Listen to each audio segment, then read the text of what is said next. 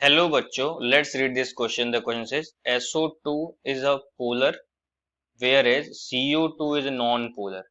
हमको बताना है स्टेटमेंट इनकरेक्ट है या करेक्ट है. उसके लिए हमको यहाँ पे की कॉन्सेप्ट पता होना चाहिए. की कॉन्सेप्ट सिंपल है कि हमको स्ट्रक्चर आता है कि नहीं. Structure of SO2 and CO2 अगर आएगा तो आप इजीली ये क्वेश्चन कर लेंगे. तो सबसे पहले हम बताते हैं SO2 का. तो SO2 का जो स्ट्रक्चर होता है वो होता है बेंट टाइप या फिर बेंट स्ट्रक्चर. इसमें क्या होता है, सल्फर का एक एटम जो है वो डबल बॉन्डेड होता है ऑक्सीजन के साथ, और ये भी डबल बॉन्डेड होता है ऑक्सीजन के साथ.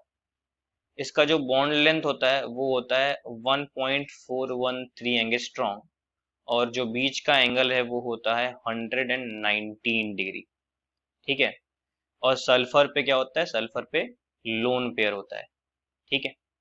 ये हो गया स्ट्रक्चर. तो बेंट शेप है, तो इसका नेट डायपोल किधर होगा. सिंपल देखते हैं. ऑक्सीजन की इलेक्ट्रोनेगेटिविटी हाई है तो इस पे माइनस, इस पे प्लस, इस पे माइनस. तो नेट डायपोल मोमेंट किधर आएगा. तो नेट जो डायपोल मोमेंट आएगा वो आएगा कहीं कहीं बीच में ऐसे. जैसे इधर आया, इसका इधर आया, कहीं बीच में आएगा ऐसे. मतलब ये पोलर मॉलिक्यूल है, पोलर मॉलिक्यूल ऐसे बोल सकते हैं. और दूसरा अगर CO2 का चेक करें तो CO2 का जो स्ट्रक्चर होता है वो होता है लीनियर. अब लीनियर स्ट्रक्चर होने की वजह से ये जो C है, डबल बॉन्ड हो यहाँ पे होगा, डबल बॉन्ड हो यहाँ होगा. इसका जो नेट डाइपोल होगा प्लस माइनस यहाँ, माइनस प्लस यहाँ. तो ये डायरेक्शन इधर होगा, इसका डायरेक्शन इधर होगा.